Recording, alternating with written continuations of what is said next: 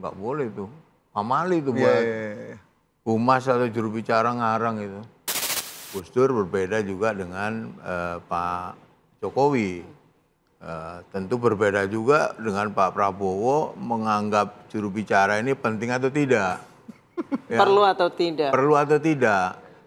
Jangan sekedar jadi etalase aja. Saya pernah, tapi saya nggak mau menunjukkan ininya ya kasus. Saya pernah di telepon Pak Jokowi nyuruh supaya menteri ini nggak ngomong. Oh gitu? Pernah. Waktu itu saya di awal-awal itu selalu ikut kemanapun Pak Jokowi pergi, selalu ikut rapat kabinet kalau ada Pak Jokowi. Nah waktu itu rame di luar, peranglah dua menteri ini. Kemudian saya mendengar sendiri di rapat kabinet pun dia ini cekcok mulut. Memang bertengkar di Benar sidang kabinet? Iya. Bagaimana Pak Prabowo, kemudian ada Seskap, ada Seknek, kemudian ada Biro Protokol di sana. Saya kira untuk Pak Prabowo nggak perlu juru bicara.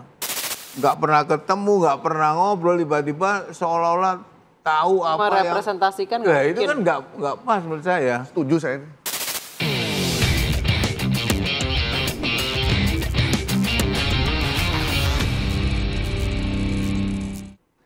Kita berjumpa lagi di Bikin Terang yang semoga nggak gelap-gelap hari ini. Saya Anissa Dasuki bersama Gaib Maruto dan ada JB yang bukan Justin Bieber. Tapi Johan Budi, Mas Johan apa kabar? Baik, alhamdulillah. Sibuk apa sekarang, Mas? Sekarang sibuk ini Pak, mondar-mandir aja sama ngomong cucu. Udah punya cucu loh. Berapa Udah cucu? cucu. Padahal wajahnya dari dulu awal KPK sampai sekarang begini-begini aja. Begini-begini aja. Rambutnya aja agak berubah warna. Terakhir ketemu tuh pelantikan Presiden 2019 ya Mas Johan ya? Oh iya, ya. Terakhir itu. Nama lengkapnya kan Johan Budi SP. Ya. Tahu nggak SP-nya apa? Apa? Siaran pers. Oh iya dulu. Nggak dulu suka nanya dibercandain, bocoran. ya. Mas Johan ini ada apa hari ini dikabarin gitu. Oh iya berarti besok mesti ke KPK. Dulu di plesetin jadi siaran pers sama. Karena kebiasaan di siaran pers. Berapa tahun Mas Johan jadi juru bicara KPK?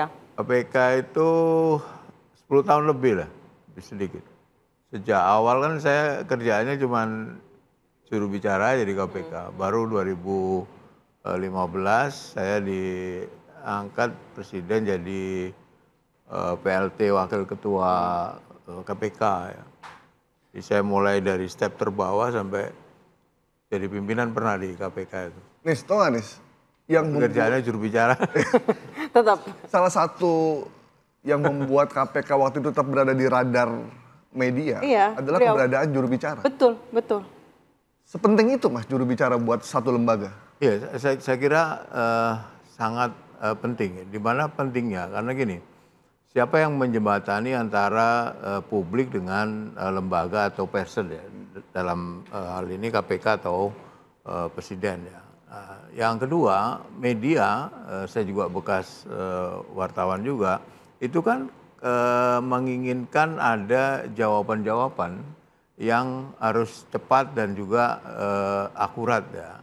Dan itu harus ada orang yang setiap saat bisa memberikan penjelasan kepada media. Karena informasi itu bilangannya tidak lagi jam sekarang ya, tapi bisa second gitu. Jadi karena itu dibutuhkan orang-orang yang bisa mewakili lembaga ataupun pimpinan ya. Kalau di KPK kan lembaga KPK dan pimpinan KPK yang bisa dihubungi setiap saat dan juga bisa memberikan penjelasan kepada publik sehingga persepsi terhadap lembaga, persepsi terhadap person atau pejabat itu tidak salah ya. Tapi kebanyakan kalau tidak ada kasus mah enggak masalah ya. Tapi biasanya enggak ada kasus krisis, juga. Enggak, kalau ada krisis itu peran juru bicara atau kepala biro humas itu sangat vital ya. Saya di KPK itu ada 2 SK dulu. SK sebagai juru bicara langsung oleh pimpinan KPK, saya bertanggung jawab pada pimpinan KPK. Kemudian SK sebagai pegawai KPK, sebagai kepala biro humas itu sendiri. Lengkap. Ya kebetulan sama-sama juru bicara dan Kepala Biro Humas waktu itu. Itu berbeda. Jadi sebagai juru bicara KPK saya bertanggung jawab langsung perintah pimpinan KPK, Kepala Biro Humas nempelnya di Sekjen KPK waktu itu ya. Tapi sekarang mungkin sudah berubah. Mas Johan, karena kita sekarang berbicara soal juru bicara presiden yang kemarin mundur. Jadi juru bicara kan tuh ada seninya ya. Saya ingin tahu dulu backgroundnya Mas Johan. Ada background komunikasi kah, jurnalistik kah? Saya alumni Fakultas Teknik Universitas Indonesia. Jadi nggak ada sama sekali. Teknik apa Mas? Teknik apa? Teknik gas petrokimia. Aduh. Nggak ada ini ya, nggak ada hubungannya. Tapi saya lebih dari 10 tahun jadi jurnalis, jadi wartawan. Lalu terakhir jadi wartawan Tempo. Nah, itu ininya. Backgroundnya. Nah, kalau semua bisa jadi ini, apalagi misalnya lembaga seperti KPK ya. Juru bicara itu tidak hanya mewakili citra lembaganya itu gitu. Jadi dia juga harus personifikasi dia itu juga harus mencitrakan lembaga yang diwakili KPK itu. KPK itu kan punya integritas yang tinggi harusnya. Kemudian juga dia penegak hukum. Nah, jubirnya juga menurut saya harus melambangkan citra dari lembaga itu dan perlu trust ya. Trust itu tidak hanya dari media atau publik kepada dia, tetapi juga dari yang dijurubicarai, termasuk lembaga KPK dalam hal ini tentu personifikasi adalah pimpinan KPK. Jadi pimpinan KPK harus percaya betul bahwa ini yang bisa menyampaikan atau bisa memberikan keterangan kepada media. Yang kedua menurut saya sosok jurubicara itu harus paham diksi-diksi atau kalimat-kalimat mana yang kemudian memunculkan pro dan kontra. Nah ini. Ya.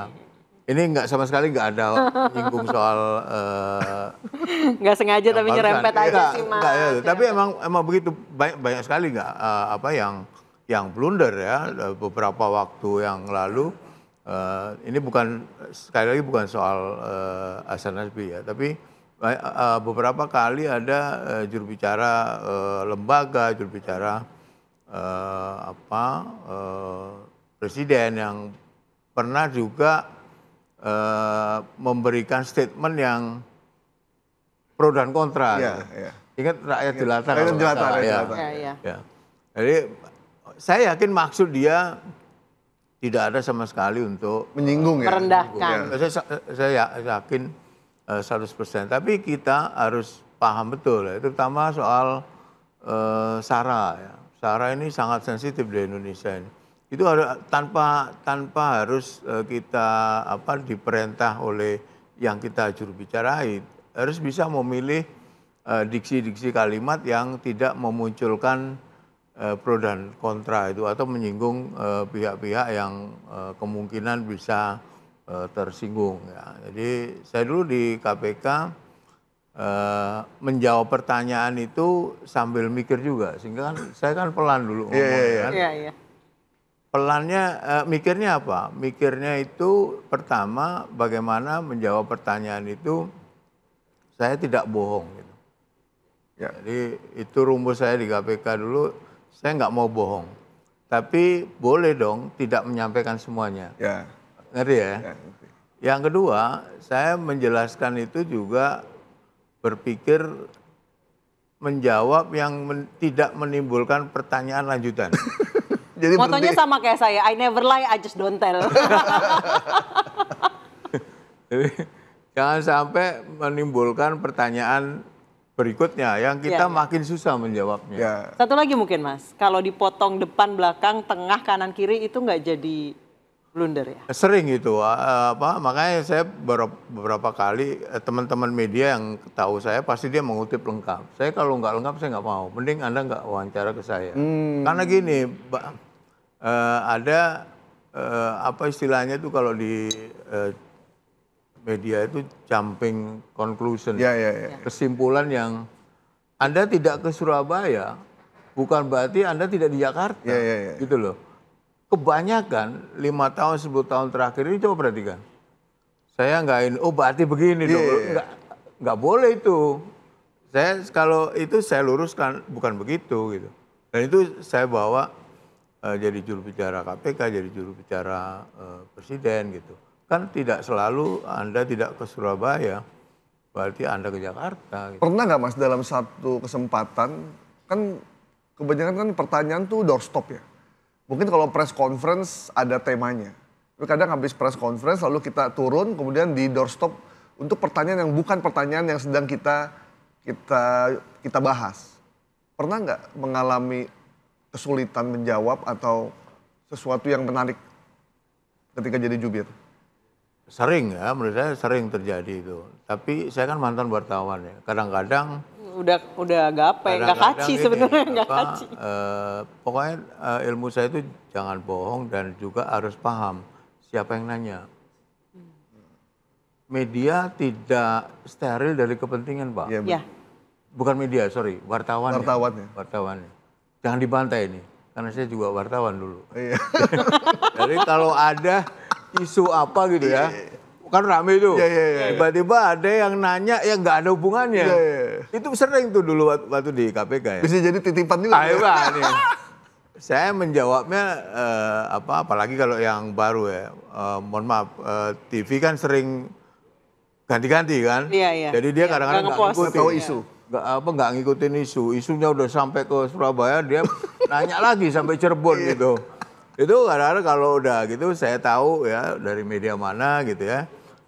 Gini ya, saya jawabnya gini, kamu mau judul apa? Saya kasih, saya bilang gitu. Dia nggak enak, jangan begini loh Mas. Jadi pengetahuan terhadap media, kedekatan terhadap jurnalis dan memahami situasi itu menjadi hal yang sangat penting, menurut saya sangat penting buat seorang juru bicara ya. Dan itu tadi jangan bohong dan dulu saya nggak pernah jawab no comment ya. Saya nggak pernah jawab no comment. Jam 2, jam 1. Artis jawab no comment. Kenapa nggak boleh ya? Ketika media nanya, kemudian saya nggak mau komen gitu. Bukan hanya tentang saya, tentang KPK misalnya. Kenapa nggak boleh menjawab? Saya nggak mau jawab, nggak boleh no comment karena dia akan mengembangkan sendiri, Pak. Informasi yang dia terima dikembangkan, apalagi ada titipan-titipan, lebih bahaya lagi. Jadi jumping conclusion itu Mas? Jumping conclusion. Lalu apa yang harus saya jawab? Saya minta waktu. Tapi saya lakukan juga, minta waktu itu saya tanya. Pernah satu ketika jam 1 dini hari, saya ditelepon sama wartawan dari Papua. Anda bayangin jam 1 dini hari Jakarta, Papua bisa jam 3. Iya. Nah, itu dia nanyanya sepele, tapi tetap saya angkat ya, meskipun saya sudah di peraduan sama istri. Dan istri saya marah-marah juga. Ini kerjaan nggak ada. Nggak ada habisnya. Waktu di KPK itu. Coba Anda bayangkan, jam 1 dini hari di Jakarta, berarti jam 3 di Papua, hanya menanyakan, Bang Johan, saya mau nanya perkembangan laporan yang ini apa ya? Cuma nanya itu doang. Tapi dikasih intro, mohon maaf Bang ya, mengganggu ya. Ya jelas mengganggu lu sekarang. Jam 1. Itu telepon tuh berarti dia? Telepon, lewat telepon. Ya, kalau saya bekas wartawan, saya jadi ini sama, saya jam 1 di sini, tidur di sana, teman-teman kan masih kerja. Kan harus kita hargai. Saya selalu jawab tuh. Besok kamu telepon lagi sekitar jam 11, jam 12. Saya tanya ke Direktur Pengaduan Masyarakatnya, perkembangan seperti apa. Itu mau naik cetak tapi tanggung kan? Belum ada kutipan. Belum ada kutipan. Karena saya nggak mau ngarang-ngarang juga. Itu ilmu juga yang nggak boleh ngarang itu. Nggak boleh itu. Amali itu buat humas atau juru bicara ngarang itu. Mas Johan, berapa lama shifting dari wartawan 10 tahun, kemudian jadi juru bicara, itu trainingnya, self-trainingnya berapa lama? Enggak, saya nggak pernah training soal kehumasan ya di KPK. Saya self-training, maksudnya kayak otodidaknya berapa lama? Jadi saya trainingnya itu mengenai ilmu-ilmu teori-teori hukumnya yang saya pelajarin untuk menjawab itu. Jadi di awal saya itu benar-benar sendiri juga, bikin siaran pers sendiri, kemudian manggil wartawan untuk konfes itu sendiri. Dulu awal-awal belum ada Biro Humas ya. Saya di Direktorat Pendidikan dan Pelayanan Masyarakat waktu itu. Itu saya bikin sendiri, sama saya ditugasin Pak Eri ya, Juk, lu kan mantan wartawan, lu ini dong. Saya bikin sendiri. Dulu tugas saya itu tiap hari koran gitu ya. Saya lihat hari ini KPK beritanya ada berapa. Target saya sebulan harus misalnya 1.000 atau 2.000 harus ada berita gitu. Sehingga saya meng-create berita ya. Jadi ada konfes yang by design. Maksudnya by design itu nggak bohong loh ya.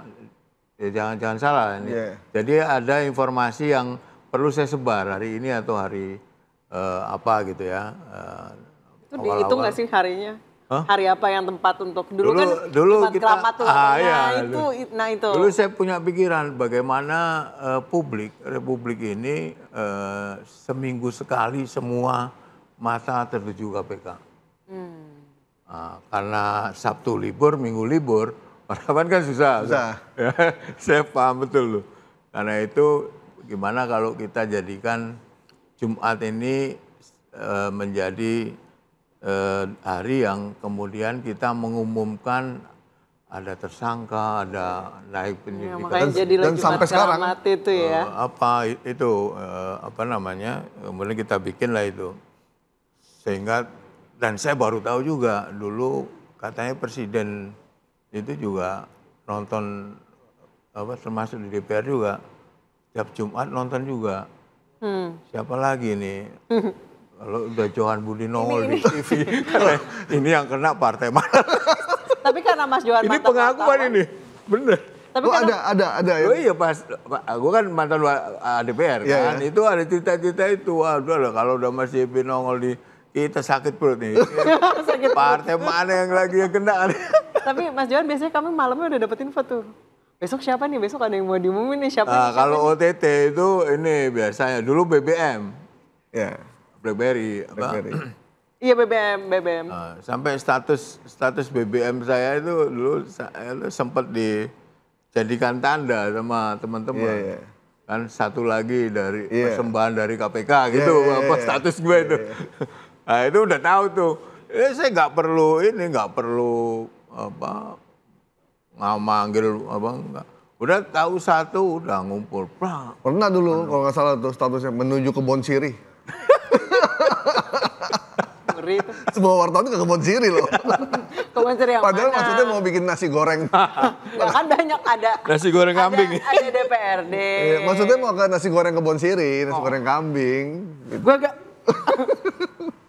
agak kaget gue. Nah, Mas Johan, saya paham kenapa Jumat Keramat. Karena Sabtu Minggu kan biasanya isu kosong tuh. Isu kosong, terutama minggu itu saya itu benar HP itu nggak pernah off.